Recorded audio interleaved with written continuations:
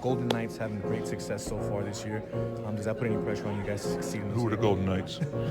No, only pressure is that the sniping of people saying you got to do as good as them. It's just good. Vegas is treating us well, and I think the record doesn't show how hard that we work, and it's tough in that way, but it's good for us in the inner circle to understand what we have going on in Vegas, and if we just continue to trust and believe in each other, the sky's the limit for this team, and I'm blessed to be a part of it.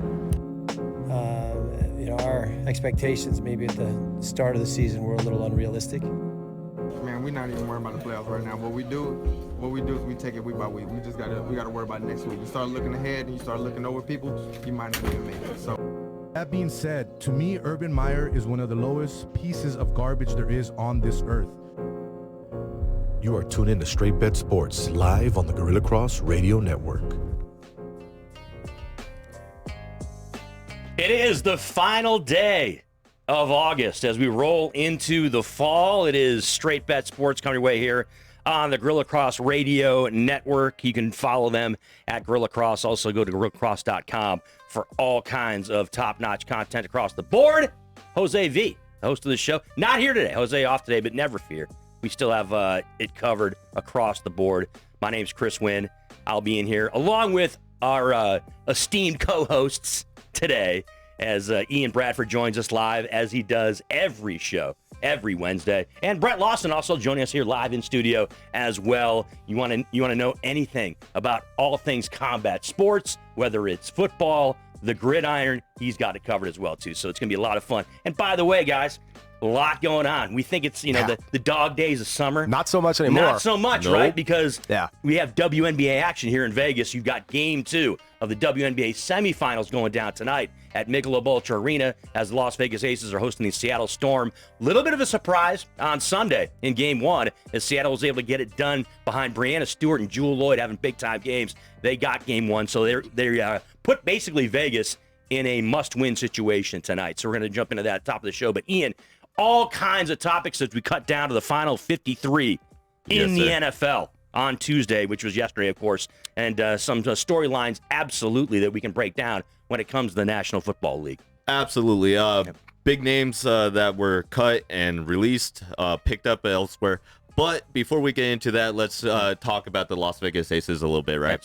So they have their game tonight, 7 p.m. You mentioned it, Michelob Ultra Arena.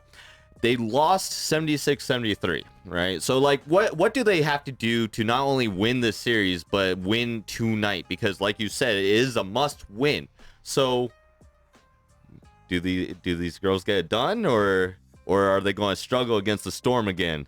What do you think, Lawson? Well, before we went live, Chris had the ultimate hot take. Before we talking like talk radio and we podcasting. We can put it back out there. That's what I'm saying. Yeah. We say save it for the show, and that's what I'm saying. Maybe I should kind of segue into what he has to say, tee it up for him, and then he can come with the boom, or should we just start out with the boom? Either way, either one. To make it quick, or we can start out with your take. I want your take fair. On what went down on Sunday and what you think would happen. Simply put, it's kind of like what we were talking about off air. The productivity of Seattle's backcourt compared to the lack thereof of Vegas. That needs to return tonight, and if it doesn't, then I think not only it's a must-win, quite frankly, the series is over at that point because it's reflective of what will happen. Even if they do get one more win in there, I think it goes to show that Seattle has the upper hand on the most important aspect of what has gotten Vegas so far, or the Vegas so far in the past couple of years, the strength of that backcourt. And I know Wilson winning Defensive Player of the Year is a big deal and all that, and I know obviously there's certain things that they bring to the table, especially this year compared to prior years, that may have a lot of people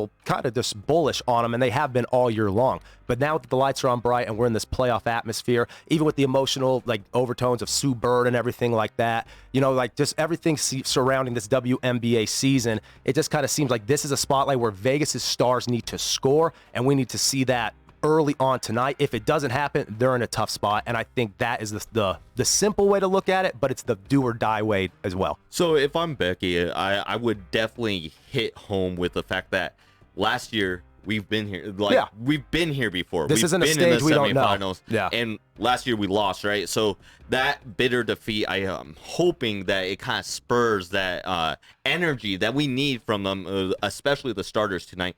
And it was a very close game, right? Defensively, they actually played pretty well. They just need to be a little bit more aggressive, I feel, on offense. And if they can do that tonight, then I think that not only are they going to win tonight, but I do think that they win this series. I think that it might have been a little bit of nerves. It might have been a little bit of emotions of last year, especially with a lot of these stars that are returning from last year's team. And I think that if Becky comes in and she really hammers home that we have to get it done. Like, there's no going. No, there's no tomorrow. Even if there technically is another game. There is another game, but we can't afford that mentality right now. You can't go down 0-2 on a team like Seattle Storm because they will make you pay. Yep. So I think Kelsey Plum has an excellent night. I think Jackie and Asia just go crazy, and I wouldn't be surprised if tonight's a statement win. Yeah, and if Stewart and Jewel get going again, that is obviously kind of gives you an idea that they're not ready for what they bring to the table. So we could focus as much as we want to on the offensive aspects of the Aces. I think Kelsey gets it going tonight as well. We talked about right before we went live how the shooting just wasn't there. If it's there tonight, completely different story. Yep. That's the case, though, for a lot of ball clubs in the NBA, WNBA, college hoops. That's just basketball in general. So if that happens, it's obviously going to be a different game. But what I want to know is, will Jewel have the same type of performance? Will we see that from Brianna again? Like, if that happens again, then you're thinking, oh, no, because now we can, even if we counterpunch, can we take that kind of punishment and stay on the ropes? Okay, Ian. Okay, Brett. Here goes the little devil's advocate action from C. Winn over here. Heat it up. Heat it up, couple Chris. of points from Sunday, right? Unbelievable crowd. Great atmosphere there. Look, the WNBA, let's be straight up and honest about it. You don't get a lot of 10,000-plus crowds in a lot of those arenas. That was a tremendous atmosphere down at the Michelob Arena on Sunday, and that's something that they've been able to duplicate numerous times here during the season. Now, back to this matchup between Seattle and Vegas. What do we talk about, guys, a lot when you talk about the NBA, college basketball period? Matchups, right? Yep. Matchups are so important. And this is a difficult matchup for the Las Vegas Aces against the Seattle Storm. And you have Jewel Lloyd. You guys touched on it. Jewel Lloyd had a big-time game on Sunday. You obviously saw what Brianna Stewart does day in, night out for that Seattle Storm team. And so I have some real questions as to whether or not, even if there are adjustments made, and look, I think Becky Hammon is absolutely one of the best coaches in the WNBA and is capable of getting this team to make some adjustments and kind of right the ship here in Game 2. I just don't think it's going to be as easy as expected. Now, look, without question, in that game on Sunday, Asia Wilson was not as dominant and as much of a force as she needs to be. You cannot be in a position where you have one of your stars, your marquee MVP caliber player, who's taking 10 or less shots in a game. It just can't happen. They have to find a way to get her free. They got to find a way to get her be more instrumental offensively if they're going to win this game tonight. That is another big key. Jackie Young, and you talked about the accolades that this team has received, right? Jackie Young, comeback player of the year in the WNBA this year. Most improved. Most improved. So she has also been someone who's been a huge key all season long. I think she needs to kind of flex her muscles a little bit also offensively and have possibly, like an 18-8 game. She's got to be in that kind of numbers realm as well too for Vegas to have success. So I don't think there's any question. I think this is a good thing that they do have this kind of backs against the wall mentality going into Game 2, and I think it's going to be great that you're going to have the backing of your home crowd here in Vegas. But make no mistake about it. If they lose this game tonight, it's in the end all be all. They're done. So they have to come out and execute. And to Ian's point earlier, Asia Wilson, and to my point also, Asia Wilson's got to be a huge factor. Yeah.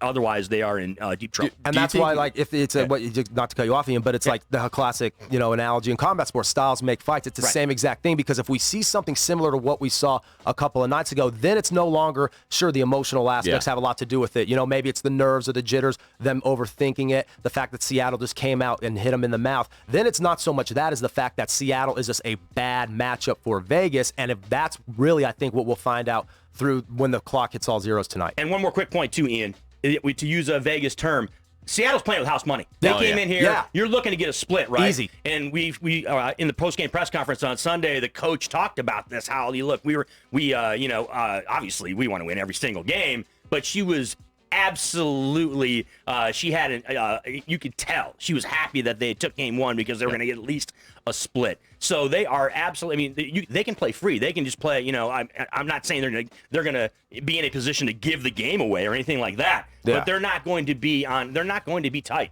I don't think Seattle should be, and they don't have any reason to be tight. They don't have. They can go out there and just play their game and see where the chips may fall. And that could also be something that could be detrimental to Vegas. Yep. They don't have that desperation that Vegas has, and that sometimes makes or breaks this entire series. I think the big thing is they just have to cancel out the outside noise, especially with, I don't know why they do it here now, but they released this last week, the WNBA Coach of the Year, which is Becky Hammond, the Most Improved Player, which is Jackie Young, and the Defensive Player of the Year, just last night, just last night, which is Asia Wilson.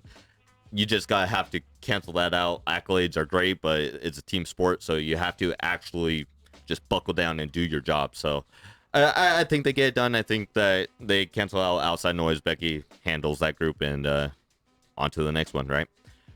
So, big news coming out of San Francisco, right? Jimmy G is going nowhere, right? They restructured his deal, saving about, I think it is like $15-60 million of cap space. They're lowering it down to a 6.5 guaranteed base salary. This deal, is it more of an indictment of the 49ers' belief of Trey Lance's progress that he's done this offseason? Or is it more of, we like Jimmy, he's a solid backup, this will just make it easier for him to trade? I think they kind of lucked into a situation where it's the former, just because now if it's essentially what they probably wanted to do last year, because there's so much to hype around Trey Lance coming out in the draft, but obviously he didn't show great signs early on. And with Garoppolo there, the next thing you know, they did a couple of huge wins. They have the upper hand on the Rams. Big win in Dallas. Great NFC Championship game, which ultimately ends with, Garoppolo off of Garoppolo's arm. And that kind of, in a way, sealed his fate. In a way, everyone watching on their couches thought, and enter Trey Lance. And that's essentially what it was. They made their intentions clear earlier in the summer that he was going to be their guy and that Garoppolo was basically not needed during the festivities. But now it's a situation where they could revert back to last year if Lance struggles. In terms of why Garoppolo didn't land anywhere, that was interesting, especially given what happened with Cleveland. I know there was a lot of people, because Brissett, it's a hard gamble. Yeah, I like Jacoby. He doesn't turn the ball over a lot. Exactly, he's very conservative. Yeah, but how much are you going to really excel with him, at least compared to Garoppolo? And there were several other teams as well. There was a lot of talk when Seattle, San Francisco dare even keep him in their backyard, him go help out the Seattle quarterback situation, which is looking abysmal right now. But in a way, no one bit on that. And I don't know if that is really more of a reflection of where Garoppolo is on the market right now, or more of those situations kind of solidifying themselves at this point in the offseason in the preseason heading into the regular season. But Chris, in terms of I want to hear your take before I go. So much conversation surrounding Garoppolo's skill set and all that, but do you think Lance is going to be the guy to begin with? Because even before we knew Garoppolo was going to get this deal, the bigger question to me is ultimately, is moving forward with Lance something they plan to do early on anyway? Is that the right move from the get-go? I think it is in terms of on paper, that's usually what you do, but is Lance ready? I do think Lance has a chance to be special. Mm-hmm. Now, I look at this scenario and situation in a couple different ways, right? I look at it in this way. Best case scenario, right? You drafted Trey Lance in the top 5. You're the San Francisco 49ers. You're a team that has Super Bowl caliber talent. You have a team right now that they're not wallowing in mediocrity. No. They're not a bottom half of the league team. This is a team that could win a Super Bowl. This is a team interception away last year of going to the Super Bowl. So this is a squad, all right, and somebody's sweating a little bit here in studio. Yeah. But the point being is that best case scenario, he performs like a top 5 guy that you expected, right? When he gets, and he does it fairly soon. Okay, that's the best case scenario for San Francisco. I also look at it this way: the Niners want their cake and eat it too. Yeah. All right, because they're essentially restructuring this deal, keeping Jimmy G in San Francisco. Let me tell you something, guys, and you can disagree with me if you want. Jimmy G is a top 32 quarterback in this league. Yeah. Jimmy G could be a starter in this league. Essentially, the San Francisco 49ers have a backup plan, an insurance policy with a guy that is one of a quarterback that should be starting in the league. And Right? are paying So if him I'm as Jimmy such, G right now, practically. look, I understand. I understand. Yeah. You want to be the nice guy, or you want to portray that. I gotta believe his stomach is churning right now because he knows that he should be a guy that every Sunday should be out there and should be the number one QB1 out there for a team. So to me, that's I kind of have a little bit of an issue with that. But San Francisco, hey, I mean, they want their cake and eat it too. They're gonna get it. They're gonna get it. So it's kind of like how Mayfield was in limbo, and you were wondering if Cleveland was trying to do the same thing with the Watson situation when that was up in the air before we knew that for the first 6 games initially. Yeah. But by then Baker was gone. But early in the offseason, we were all like, what the hell's going to happen here? Here's what also going to be problematic. I'm sure we're going to be bouncing this around all season, especially early on in the season. What happens if Trey Lance goes out there and isn't spectacular, right? What if he goes out there week 3, week 4, week 5, and they're at a point where they are, not exactly, ripping things up offensively? And what happens when the guys in the locker room, think to themselves, you know what? Would it be better if Jimmy G was out there? Yeah. Would we have a better chance to, place ourselves in a better spot playoff-wise, or have a better chance to win a Super Bowl if our guy that's the backup was actually starting? If you get some of that stuff going on in the locker room, that is ultra problematic. Right. So therefore, Nick Bosa and Debo Samuel played in a Super Bowl with the man. Jimmy G's played in big spots. Yeah, Jimmy big G spots. is already in his career. Look, I'm not trying to say Jimmy G's a top 5 quarterback in the league, but the guy has been there in big games, and he has been able to perform at the NFL level. So, Ian, I can't wait to hear what you have to say about this. But let me tell you something. It's a we want our cake and eat it too type of deal for the Niners, in my opinion. Absolutely. So this is my big thing with it, right? Alex Smith, when Patrick Mahomes was there, gone. Right? Aaron Rodgers, Brett Favre, it took a while, but once he was ready, gone. Yep. Right? You let your veterans go when you have a successor, right? This is absolutely, I want my cake and eat it too, but you don't also restructure a deal this late in the preseason, in the offseason, unless you have some concerns about your starting quarterback. Because you're right, it does create kind of like a push-pull, and it's not necessarily bad for the team because, I'm an Eagles fan, right? And you kind of had the same kind of dynamic with Nick Foles and Carson Wentz, right? They were building shrines for Nick Foles during that Super Bowl run. Yeah. It wasn't bad for the team. They rallied around Nick Foles and they ended up winning the Super Bowl. So it can be good for the team. What if it happens to be the best security policy ever? Exactly. Yeah, right? I'm not against having a quality starter backup quarterback. Not at all. However, it is detrimental to the progress of the rookie or the newcomer, per se, because now him gathering that support in the locker room becomes a lot harder. Because they say, man, you're missing all these wide open throws, man. Jimmy G was hitting me in stride, not all the time, but like guys talk.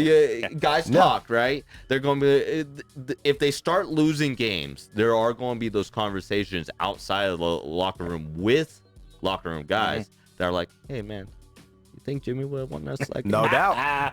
It's going to happen. You think he would have gotten us, past them? We only lost by like 3 points. Right. You think he could be the difference? You don't know. I mean, Debo might be like, bro, like this guy threw 3 yards behind me. It was picked off. Like Jimmy hit me in stride all day. He is the intermittent key. Like you never know. And even if Lance succeeds early on, at one point the rookie wall will be there, or at least some kind of game. Even great rookie seasons, the whole script has kind of been flipped in recent years. Obviously, with all the great quarterback performances, obviously with Herbert and even Burrow before the injury, like the 2020 class, like really just kind of flipped up everything. And even 2018, it took a couple of years, but now we see Lamar and Josh Allen in the upper echelon. But for the longest time, it was the clipboard, wear the hat on the sideline type of mentality, and then you get in when you get in. And then we've reverted so much to the way it is now. It's almost like we need to find like the right balance, because in some situations, it's like what you said, maybe it's sometimes detrimental. And at one point, that rookie, even if he performs well early on, it's going to be erratic. There will be a tough spot. And early on, the local media will be all over it. The locker room, there will at least be rumors if they'll be all over it. He does have the benefit. It'll be a conversation. 49ers media is tough, but it's not New York. It's not, Philly. So he does have the benefit that they are a little bit lenient. Yeah, lenient. Mm-hmm. They'll baby him a More little lenient, bit, right? At least, yeah. But not only do you have to worry about the locker room, guys, this is a offense primarily built around Jimmy G. So if Trey Lance is also not delivering the schemes correctly and reading the plays the way that Kyle Shanahan intends it, he might lean back towards his old friend a little bit, because that's his guy, right? The GM is the one that picked Trey Lance, and they all kind of look at his potential, but is he there yet? Yeah. So, and like you said, if he's a bust, like if he's bad this year, like bad, like where you're like, is he even a starting quarterback in this league? Mm-hmm. I don't know. Do you keep Jimmy? Like, do you then sign a new contract and then just those all those first round picks that you gave up for Trey Lance kind of just go in the garbage? Or what do you do at that point? Because they gave up a fortune for Trey Lance. Well, we'll see.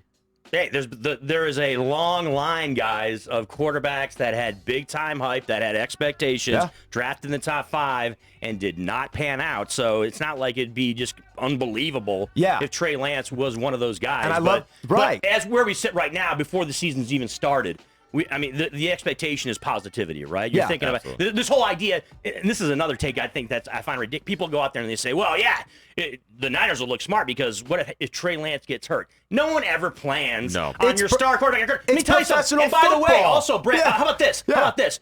There are a ton of teams throughout the years that had a stud quarterback that you don't go into the season saying, oh, my God, what if that guy got hurt? Because if he did, they'd be screwed. Okay, Tom Brady with the Patriots for a number of years. I mean, if he gets hurt, they're done, right? Donovan McNabb, when he was in Philadelphia, I don't know who the backup was. Like Donovan McNabb was a quarterback in Philly. But and it goes down the board. Cobb. Like Jim Sorgi in Indianapolis. Exactly. My point being, though, is that the Niners, I mean, they're kind of in a unique situation here where you're going into the season somehow keeping Jimmy G happy as a backup, that is a guy who could absolutely step in and you can make an honest argument that he is a better option than the starter going into the season. You don't have that. How many times in a situation in the NFL have you had that? I can't remember one. It definitely feels like the organization is keeping training wheels on Trey Lance, and I don't particularly like it. I think that you just kind of have to. At this point, second-year starter, he sat behind a full year. People are trying to say, "Oh, he's a rookie." No, he's not. He's sat behind him an entire year.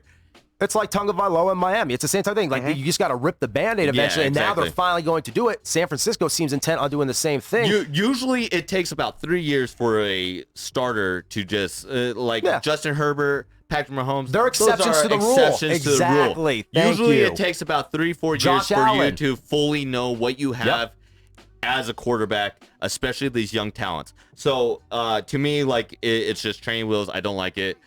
They should just rip off the Band-Aid, trade Jimmy G, release him. There's a lot of things they could do. Make your move. 49ers are winning the Super Bowl. It doesn't matter who's quarterback. Okay. All right. Okay. And that's what's so funny. The bottom lining it for all of us right there. And the funny thing is, the roster on paper is easily good enough to do so, without question. Oh, no doubt. Personnel-wise, they're right there. Unit by unit, their pieces are solid. They'll talk about the division. The division looks pretty tough too, but they are absolutely one of the teams in the mix. Absolutely. They could win the NFC. I wouldn't be shocked by that at all. A team that is going to be battling the AFC though, Ian, and that had a cut of a top 20 player yesterday, resides right here in the city of Las Vegas, my friend. So, with the Raiders, they just cut Alex Leatherwood, right? He is the 2021 17th overall pick in the 2021 draft. Yes. This is the state of and I'm going to read this off, sorry for that, but this is the state of their first round picks from 2019 to 2021. This is going to be ugly, folks. Yeah, very ugly. So, defensive end Clelin Ferrell, he's gone. Yeah.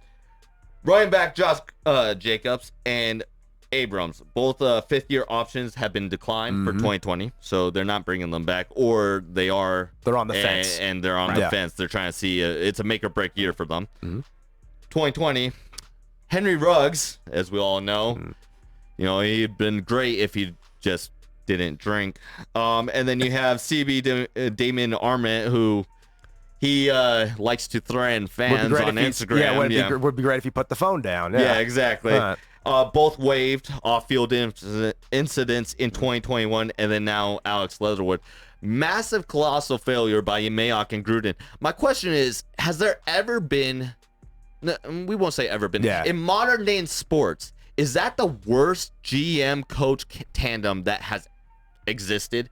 Because it seems like not only from a draft pick perspective, they failed, but they failed all around. They failed in expectations. They failed in their locker room. They failed in the standard that they tried to upheld in a very hypocritical way. Matt Millen and Mike Martz, anybody? And that's not even a dig. I think Chris would probably, Chris would probably agree with that. But they're right there on par with those guys. Yeah, they're up there. It's still the Lions though from the mid 2000s, a team that ended up going 0-16, and it was just it was flat out brutal.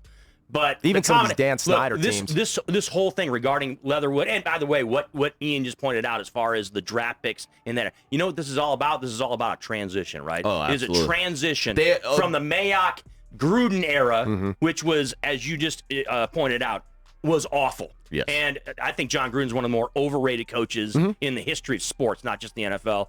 Given that he won a Super Bowl with Tony Dungy's players. By the way, that goes unsaid.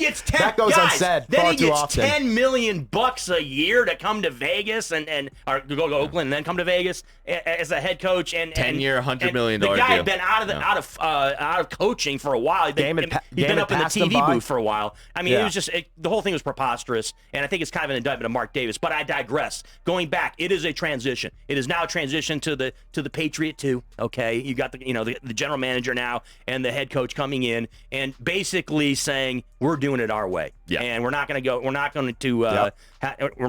get rid of all the nonsense that was going on beforehand. I'm using a little bit colorful language here that they wouldn't use, and because they would take a higher road.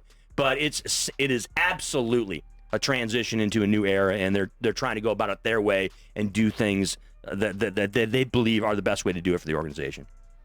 Yeah, I definitely think that it's a transition. I think that they're just trying to get rid of all the bad juju that came with Mayock and Gruden. Gruden, and by the way, is saying that he hopes that one day he can have another chance. Breaking news last night, essentially, guys, right? Regarding John Gruden, there wasn't a lot of ownership of what went on by John as far as his comments. Yeah. And then it the was not so specific sorry. You guys know the deal. It was all over sports media yesterday. Talks about whether or not he deserves another shot as a coach, whether or not he actually does feel like he's sorry for what transpired. He made comments like, he wasn't he felt bad that the emails came to light. Essentially, it wasn't necessarily an apology by him. He basically got mad. He got caught, as opposed to Manfred saying it. And so, I mean, it's an interesting question to talk about, guys. Do you think not only does he deserve a shot, do you think that an NFL team will take a flyer on him, despite the fact that he has baggage upon baggage upon baggage? I think at this point, no, because remember in 2018, it was even considered a gamble for the Raiders, and everyone thought, because he was here at one point, it's kind of a Davis-y thing to do, because we all knew what Al did in the final years. Sometimes maybe Mark, we wonder if he kind of has that gene too, as you just alluded to, Chris. So even then, it was kind of a gamble, but I think people thought he's been in the TV booth for a while. He does, the quarterback camp, all that. Maybe even though the game has passed him by, maybe he stayed on top of it enough where he could at least try it out. And then once, it seemed like things maybe were going to click in 2019 because we thought he was going to invest in Carr finally, and then it just all went to hell, obviously, just this past year. So, and even in between those 2 years from 2019 to just this past year, he never really fully committed to Carr like we thought he was going to at one point. So it was just one of those things where even outside of the Raiders, I thought it was thin. Now I think it's pretty slim. It's slim to none. I really do. Should he? Absolutely not. No, absolutely not. Will he? Possibly. And the reason why I say this, whether it be broadcasting or NFL coaching, or high school, college, whatever it is, he will get another job in sports, in the world of football, in the world of football That's somehow. Because just think about this: people they want to say they have long memories, right? But in reality, people have kind of short memories. They rationalize it, they justify it, they say, "Oh, that was a long time ago." Whatever the case be, Urban Meyer, right? Yeah. The fact that he even got another shot. Yeah. You know, He's with the Jaguars. Coach analyst is back and forth as he chooses, apparently. If we're talking about low character guys, right? You know, they're going to get another shot if they're a football mind. That's just the truth of it. It's the nature of the beast. It sucks, but I'll actually say this. I'll see him. I'd see him in actually on a sideline way before I see him in a broadcasting booth. Interestingly enough, I believe that too. And the only reason I say that because you brought up, and it's a good point. Go 100%. ahead. Yeah. Ian and Brett, here's the thing, though, right? And I'll push back a little bit as far as the football thing. And this is what a lot of people have been saying the last 24 hours. He can't be in an NFL. He might get a shot at some small college somewhere to coach, but the NFL will never take him back for this reason alone. The comments he made regarding the LGBTQ community, regarding women, these comments are just so deplorable, right? And they are attributed right to him. It's not like it's somebody else said it, he just agreed with it. They're attributed right to John Gruden. There's no work environment in the NFL where he wouldn't be able to be in the building because there's so many employees. You're talking about hundreds of employees for all these NFL teams that have maybe a connection, maybe have a brother, a sister, a daughter. It's a simple HR issue. Who is a member of those communities, and you cannot have someone like that who's said such derogatory things, right? And has said such deplorable things. Any place of employment, it would be absolutely a horrendous situation. So that's the argument as to why John Gruden probably won't get a job in the NFL again. But to your guys' point about him as a not coach, right now, and him in football, that's what I'm saying. There may be a college team that takes a flyer or like a seminar. He could do like a seminar or a camp or something that, like for recruits or prospects. There may be a college team that takes a flyer on him as a coach, like as an assistant. I don't necessarily know about a head coach because maybe a coordinator at a smaller school, like even an FCS because D2. Football coaching is in his blood, right, guys? I mean, the guy's a freaking freak when it comes to coaching. The guy stays up till 4 o'clock in the morning and then wakes up at 5:30 and then starts going again. Yeah. You know, he is just the guy is just a cyborg when it comes to football. So, I mean, I could absolutely see maybe like a small college taking a flyer on him as an assistant, but I don't know if he's an individual with his type of characteristics that you want in a leadership, be the guy, right, to be the head coach, and certainly not in the National Football League. So, Chris, it only takes one. It does, absolutely. It only takes one. It only takes one organization to turn a blind eye, and 2, it only takes one coach to do something way more horrendous than he ever did. It's going to be one, Ian, but it's not going to be like the Cleveland Browns or the Jaguars. It's going to be like Florida Atlantic or Florida International. You know what I mean? Or Coastal Carolina or something like that. It's not going to be an NFL franchise because you just have a Sunbelt school or something. Exactly. Yeah, like you're not going to be. So think about this. Think how quickly the whole thing with Stephen Ross, Miami tampering and stuff, it's out of the media. Do you hear anyone talking about it right now? No. It's completely gone. Yeah, but it didn't even happen. But there's no one above Stephen. No one has to hire Stephen Ross. That's the thing. No. But what I'm saying is that the media cycles tend to be pretty short. I mean, we know this. We know this firsthand. We work in it. Yeah. So it might not be now. It might be 5 years from now. It might be 10 years from now. But he will get another shot just because that's the nature of the beast. I do think he may be at the when you say get a shot, that is interesting verbiage because I wouldn't be surprised if a team at least considered him because we see some of these teams considering, I mean, even guys off the street from terms of personnel, they'll give anybody a workout at this point. Doesn't mean they're going to make a move, but even consideration. He won a Super Bowl. He may pop up. For a lot of teams that have never won a Super Bowl, that's enough. That's enough. Just look at that on the resume. On the resume, it screams. You have that one accomplishment that will carry you for the rest of your career. It does scream. So, Jose V on the text line here on Facebook, talking about Alex Leatherwood, another Mike Mayock casualty. Says, but we can allow women beaters back in the league. It's a screwed up situation all the way around. Now, look, I'm not a big fan of these comparisons between players and head coaches, right? It's a big difference. Yeah, you can't. People are trying to compare Deshaun Watson to John Gruden. Look, they're both bad situations, but let's be straight about it too. you're talking about John Gruden. He's the head coach. He's essentially the figurehead of the organization. He's someone who's in a leadership position. It's the reason I've worked in the service industry for a number of years, right? When you work at restaurants, you work at bars. Okay, it's the people who are executive vice presidents, the people who are managers, the people who are the general manager are held to a higher standard than the bartenders, the barbacks, the bussers, those people. It's a different kind of situation. When it comes to coaches, you have a lot more you have to answer to than a player, right? I'm not in any way excusing Deshaun Watson's actions at all, but he's a player in the league. Yeah. Right? It always rolls downhill, doesn't it? Yeah, and for example, he got signed by the Cleveland Browns, right? Yeah. There are a number of Cleveland Browns employees, I would expect, that are women that were absolutely not happy with the signing of Deshaun Watson in Cleveland. But it can get worked around a little bit because he's a player, and it's just because, and he's not a leader, and it's because he's not like the general manager, for example. And if he was the GM of the Browns, right? You would never be able to do it. You'd never be able to hire that guy because it's a different kind of deal with when you're talking about John Gruden with the Raiders as opposed to like a Deshaun Watson. So I have a problem when people are trying to make that comparison. And talent's it's different. And talent's a lot more, just it's a lot harder to find. Oh, no doubt. You're gonna kind of sell your soul on a player before you do it on a coach. And there's been we talk about this all the time, right? There's been a ton of examples of players that are bad people and that have done horrible things, and they get more of it. They get we can have a whole episode. We can have a whole episode. They get second chances. We have a whole episode on it. They get second chances. Coaches, though, you do what John Gruden did. Oh yeah. You're not going to get another gig. So it's a different situation, and it's just a bad comparison, in my opinion. Yep, well said. Yeah. What do you think, Ian, about some of the trades that have gone down here in the last 24 hours? Look, 53 cut down on Tuesday, obviously. But what gets us fired up as NFL fans are seeing new guys in new places and having an opportunity that they didn't have at their previous organization. Absolutely. For one, my team, the Eagles, they just traded for Chauncey Gardner-Johnson, who, if you don't know, he was a big nickel for the safeties. He wanted to transition to a full-time safety role. He's going to get that with the Eagles.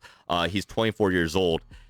Definitely a splash move by the Eagles, and they got him for pretty much nothing. I think they flipped like a fifth for him that they got for J.J. Arcega-Whiteside, who didn't even make the team. He didn't even make the team for the team that we traded him to.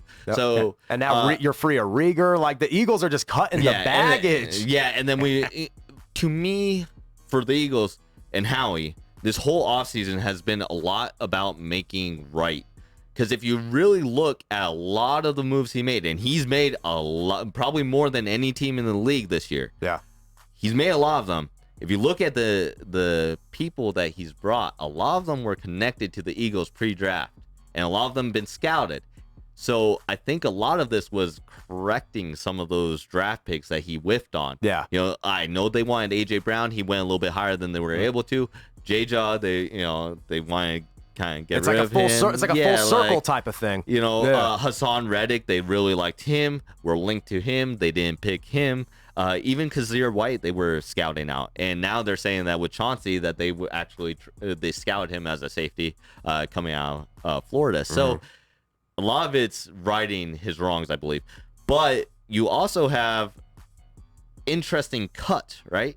Yeah. Because the Raiders cut Alex Leatherwood, which some people say not a surprise. I think it's still a surprise because it's kind of unprecedented for a 2021 draft pick, less than 2 years drafted in the top 20 to just been cut. And shouldn't he got cut better, like shot somebody or something like all the other first round draft picks did? He should win out or run somebody over and kill them or something.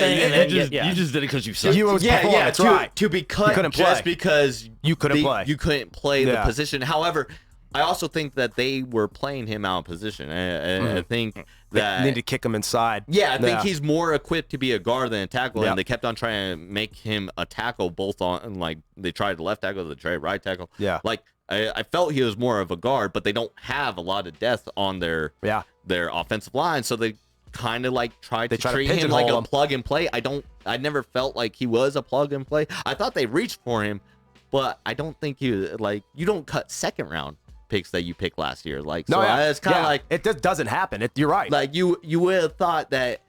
Apparently, there's a report that came out. I forget who said it, but they said they called around trying to trade him. Yeah. And received. He said No. they Just no received after no. 32 no's, which I've never heard it phrased like that. Yeah. I thought it was kind of comical, but yeah, received 32 no's on They a told first them- round pick last year Their own is no. weird to me. Yeah. That nobody would have bought for it, even if it is a 5th, 6th. Yeah. You know, something, get some compensation for it.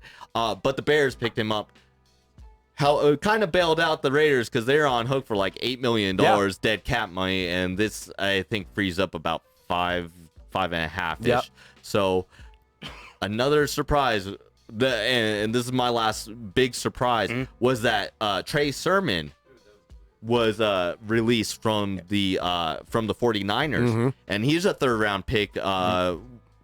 2020 or 2021? Yeah, just out of 2020. Yeah, out of Ohio State. So because he transferred from Oklahoma. So yeah, Right. so this is his 3rd year. I thought that was a kind of surprising move because I thought in his limited time, yes, he was injured on and off, but I thought in his limited time he looked good when he was on the court or field.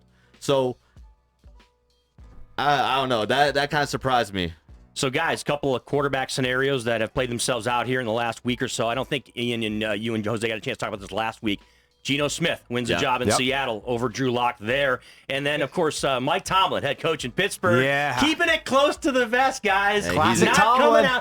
Coming out and saying if it's going to be Mitch or Kenny at the quarterback position. What do you guys think about those two quarterback scenarios going down with the Seahawks and the Steelers? As far as Seattle was ultimately, I guess, like in a way, the lesser of two evils in some kind of weird way. It's basically like Quan just said. It's like he's like, you basically, does this happen because you just sucked essentially? This was basically a matter of who sucked less.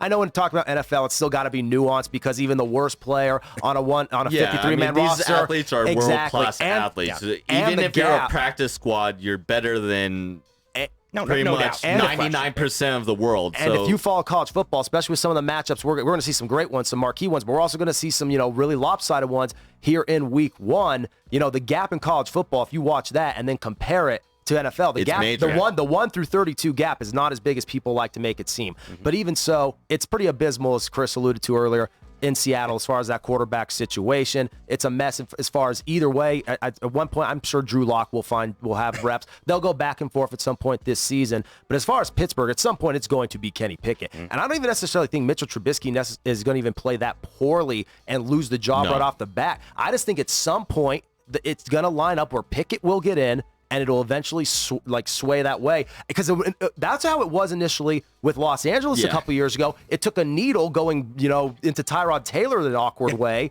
which led to Herbert, who's now looking like the next Dan Marino or like John Elway or something. Sabotage. Right. That was straight sabotage.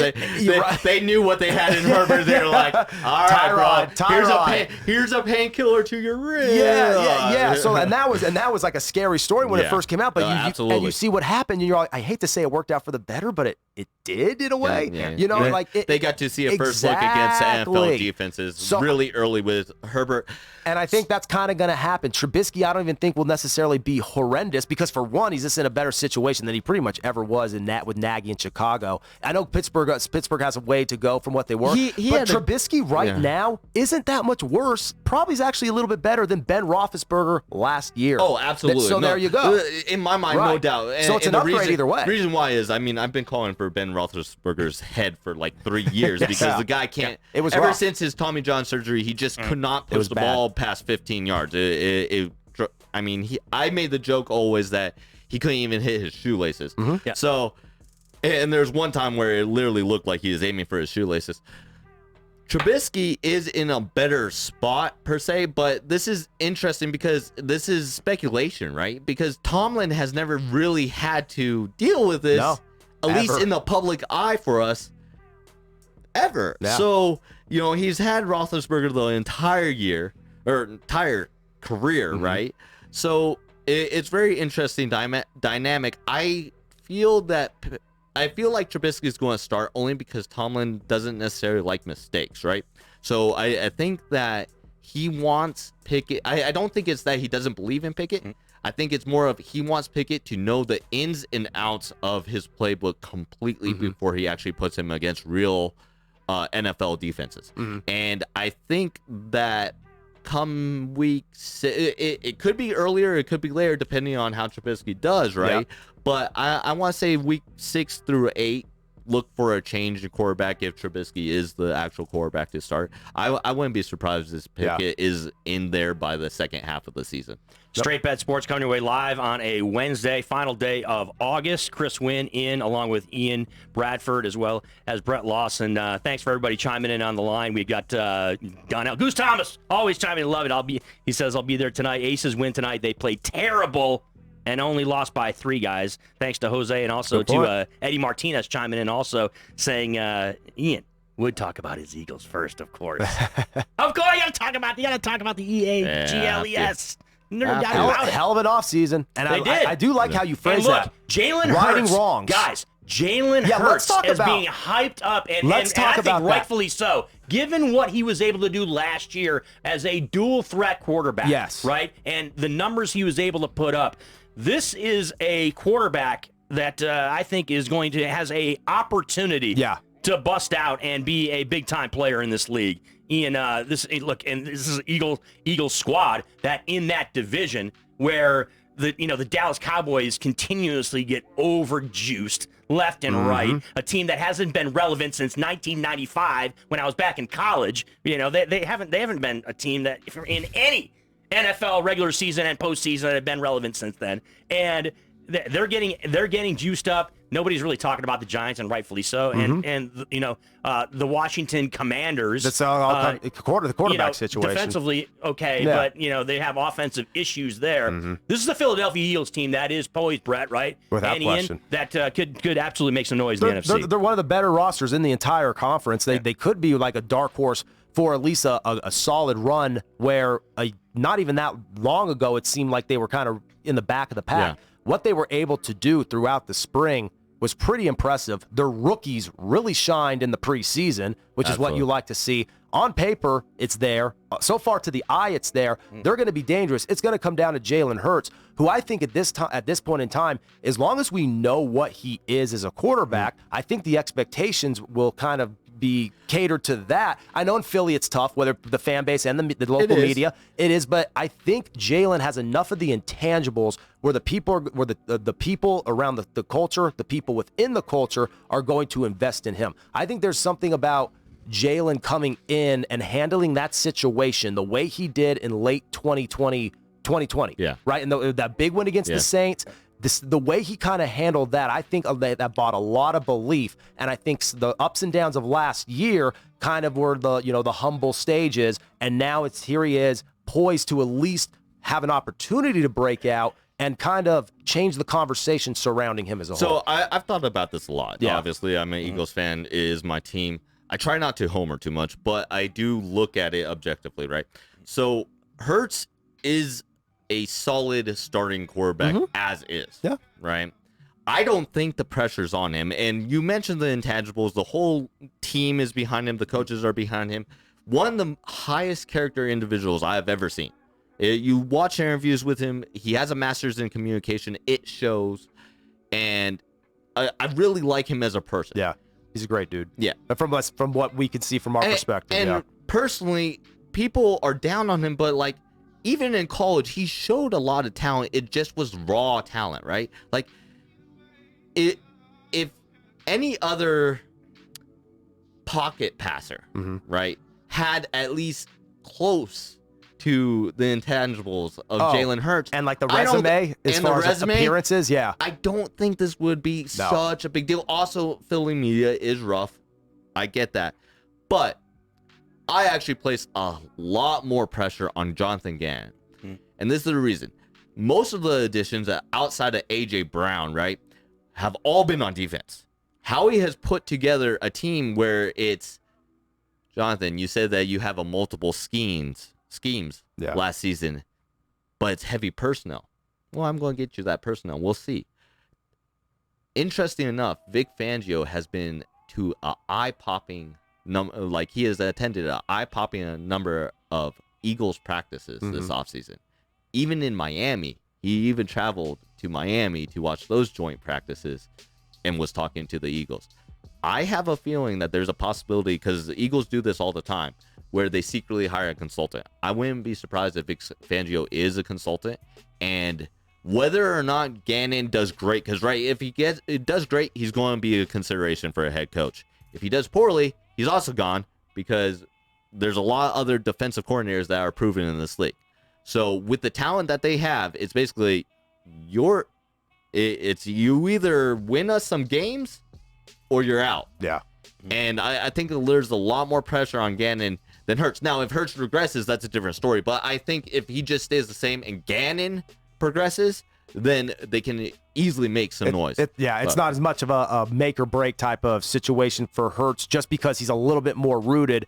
It's a lot more volatile on the defensive side because now the talent is there. At least you think it's going to be. So now you have to put it in the right position. Let's talk about your Lions a little bit. Yeah. What have you seen in the preseason that maybe has surprised you or excited you about the season? And what are your actual reasonable expectations for them? For the Lions, definitely defensively, they're going to be an improved football team. And getting back Jeff Okudah off the injury, obviously our number 3 overall pick from a year ago, he basically played 5 seconds in his rookie year and then was hurt. And so he's going to be a big part of that defense. The acquisitions that they've made, particularly at the wide receiver position, also are going to be extremely beneficial. Amon-Ra St. Brown, a guy that a lot of people have talked about, not even in Detroit, just in the NFL, because of how effective he was as a possession receiver with this offense, has been kind of a focal point of Hard Knocks as well, too. And then, of course, it's Dan Campbell as the head coach, right? Yeah. And you have certain types of head coaches, guys, right? In the NFL, you got the cerebral, breakdown X's and O's guys. Yeah. You got the tape grinders. You got the tape grinders like John Gruden, who are a combination of tape grinding and being Chucky, and being kind of wild personalities. Little out and there, then you got, then, gentlemen, you have Dan Campbell, who is the you're spot on. I'm going to be flat out honest about you. A guy who's a football guy, former player, right? Not exactly. You're not going to tag him as the intellectual, cerebral guy. He is a rah-rah, get in your face. I'm going to motivate you in only ways that I know how, because I'm not a genius. I'm not somebody that is an X's and O's guy. I am an emotionally based guy. That's how I wear my heart on my sleeve, and that's the direction I'm going. Where someone he's a very old school, like high school. You know how like old school, high school coaches were. Exactly. And by the way, let's all get in the bus. I'm going to have you guys spraying up a hill in the middle of the night type of guy. Yeah. That's we're what going to rip your heart. He's made the comments. We're going to rip your heart out. We're going to eat your children. They didn't say that. I don't think that was nice. But the point being is that, he's that type of guy. Right. That's the kind of mentality he has, and that's the way he's rolling as a head coach. And it's funny to see because usually it's a coin flip with the players. They're either like a Mike Vrabel, really stone-faced, really quiet, like really reserved and kind of, in a way, kind of cerebral. He was played for Belichick. He's a tough Ohio kid, played at Ohio State. They play a certain type of breed of football out there. That's kind of always been of Vrabel's DNA. So guys in that kind of with that lineage kind of stick to that. And then there's the Campbells, the guys who are going to be really extroverted, really out there, and just colorful characters. But at the same time, I love to see that. And there's 2 things that have stood out to me. And it's not just because they're featured on Hard Knocks this year, but it's interesting enough, even if they weren't, it's the first time where it seems like the Lions kind of seem like, at least in recent memory, actually long memory, passionate, and almost in a way, I know it's maybe not the best word to use, but cool. My buddy who I was watching an episode with, Aiden Hutchinson having like a lifelong, that was hilarious. That was phenomenal. The Billie Jean scene, but Aiden Hutchinson having a lifelong dream of playing with the Lions, being his father being a great player at Ann Arbor, him being a legacy player for the Wolverines, him staying there his whole life, and now being drafted there. It's kind of like, for the longest time, the Cavs were a doormat, but LeBron kind of added an appeal because it's the local kid who dreams of playing for that team, even if that team is a perennial loser. You kind of have that. So even though it's much different in basketball and football with, a guy like LeBron James can easily take a low-level team, as we saw him do. Aiden Hutchinson could be the best defensive end in football in a few years, unless the Lions get unless the Lions get that quarterback situation worked out. It's really not going to matter. But either way, the fact that you see a player like this, the number 2 overall draft pick, a stud in college, a possible stud in the NFL, who's so passionate to be there, along with a coach who's so passionate to be there, at least it makes the Lions seem like a cool brand in the immediate moment. And that actually is big given how football is so big in the mainstream and how football is kind of just resonates with people. The Lions have never had that. And it definitely feels like they want to win, where before you're like, these guys don't have Right. any passion. It's They the- don't have any yeah. heart. But I definitely think Aiden Hutchinson is an absolute culture fit Yeah. there. I think he is the right pick there. I like Walker. I like the other guys. I like their potential. I like all of the top 4 defensive ends that were picked. Mm-hmm. However, I do think that he was the best fit for Michigan coming from Michigan. And I feel like when they hired Dan Campbell, they also gave him a little bit of say in, or a lot of say in who he picks, because a lot of the guys that you saw him pick or the GM pick kind of fit Dan Campbell's type of style, right? So I think that they're going to be a lot better this year. We also forget that a lot of the games, they only got blown out, 2-3 times? Oh, there were some close They were in games. football games, yes. For They the were there. most part, they were highly competitive, a lot more competitive than a lot of pundits gave them credit for last season. So I do think that that's going to translate in 2 or 3 more wins. I just don't. They might. I think their ceiling is 8 games. I think that's their ceiling, and I think it's a high ceiling. Yeah. But I think that's their absolute ultimate ceiling is 8 games. And I've mentioned this numerous times, guys. The most future bet in Vegas, which is time, and you have to contribute a little bit of this, obviously, to the Hard Knocks episodes going on, them being in the quote unquote spotlight. Yeah.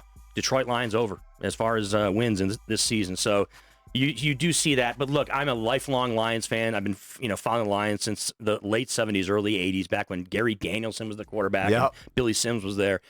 There's just a natural pessimism built in us Detroit Lions fans, and I can absolutely see a scenario taking place where people, love to see Dan Campbell on the sidelines week in and week out, but it's still, I could still see it being a 6-11 team. I really could. Right. Despite the fact they do have pieces, guys. They have pieces. You like DeAndre Swift in the backfield. You like he could be a stud. You like the acquisition of DJ Chark at the wide receiver position for a quarterback that I don't think's terrible. He's not the worst quarterback in the league, obviously. Hawkinson has the makings of a TJ solid Hawkinson, tight end. outstanding. Yeah. And you guys brought up Aiden Hutchinson. This is my comment on Aiden. I would love if Aiden Hutchinson turned out to be the next Jared Allen. I think that's kind of the guy that I view him to be in the realm of. Pretty good comp. Maybe a better Jared Allen Maybe when he was with Minnesota. Maybe a little more athletic. Yeah, and Kansas City. And look at Allen's production. I mean, he's going to be in the conversation for Hall of Fame for years to come, as he should be. He was outstanding. If Hutchinson could be a consistent threat off the edge like that, it's gotten to the point in football. Edge rusher is a organizationally it's a position that changes organizations. That's what it's a do or die type of position. That's why we're going to see Will Anderson and the hype for him coming out of Bama this year being so huge. Like that makes or breaks organizations, and that could help them a lot. So we got to start wrapping it up, but real quick, I just want to get your guys' opinion. NFC, AFC, we'll do it that way.